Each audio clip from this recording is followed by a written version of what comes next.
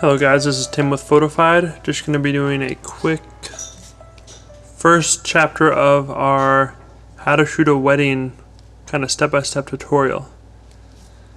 Now, I'm not the best wedding photographer ever, but I do have a little bit of experience and I'd love to share that with you. So we're going to be going through step-by-step, showing most of my setups for this wedding I did. The groom, the gentleman in the middle, is my brother-in-law. Here's our first setup. They're shooting all the groomsmen together, flash overhead. I have my Sony a6000 with the kit lens on right now for a nice wide look. And there's the final result there after it's all edited up and done. The next setup I moved to simply, because right there I had them all squat down. I was originally going to only have one of them squat down, but then they all kind of wanted to and it looked better anyways. So there's some shots from that. I do not have an ND filter on, but because I'm in the woods, it is dark enough for me to simply shoot my flash at about 160th of a second, probably f4, and then ISO of 100. And then I got my flash adding in my ambient, or adding in my my main exposure on the face.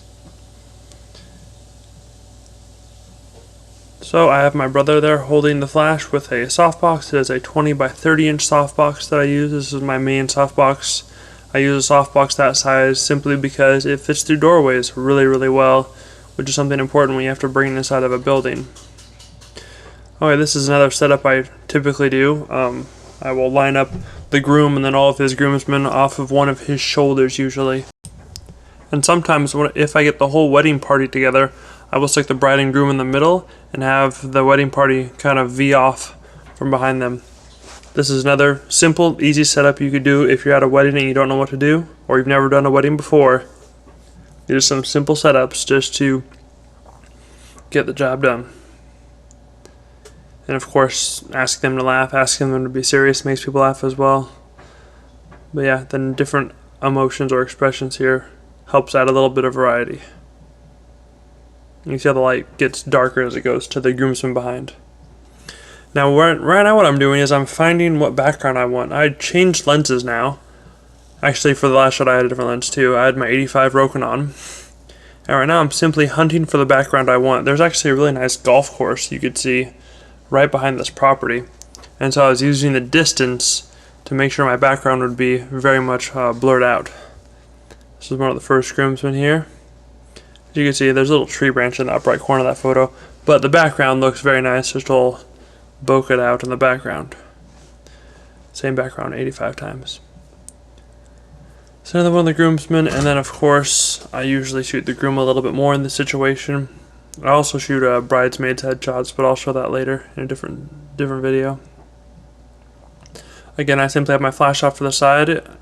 He has a little bit of sunshine on his face, see on his right cheek, but it is not enough that it's actually ruining the photo. If it was on the other side of his face, it would kill his shadow, and that wouldn't actually work out for what I wanted.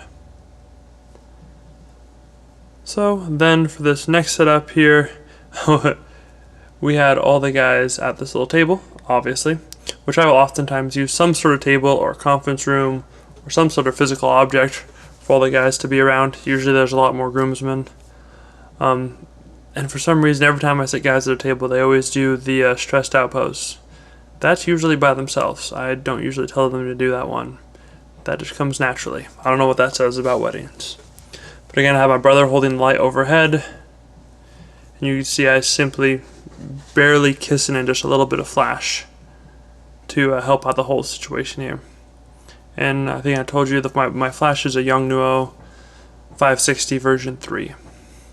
And then, as usual, different emotions going throughout. Smiling, serious, laughing, what have you. Helps change it up a little bit.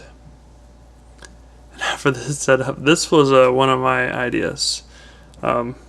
It's really dorky, but I find it hilarious. The smile he did was perfect. Way to go, Jacob. This is another one of my brother-in-law's ideas. He's big into Lord of the Rings, so he was doing a Gollum type idea with one of the rings that he had. And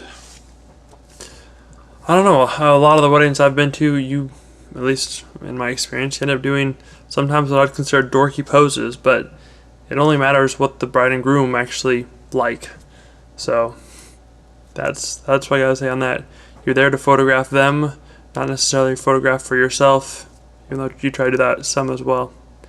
Anyways, guys, this was my first chapter of my full-on wedding shoot from start to finish. I have multiple different other sections I'd like to go over and show them all with you, share them all with you, so that you could see how to shoot a basic wedding. Like I said, this isn't super advanced. I'm not super advanced wedding photographer. If you want to see some really high-class wedding photography with really like models, look at Jared Guionis. He's awesome, but most situations I've been in, I have not had those situations where I've been photographing in. Anyways, guys, this is Tim with Photified. Have a good night. Talk to you later. Bye.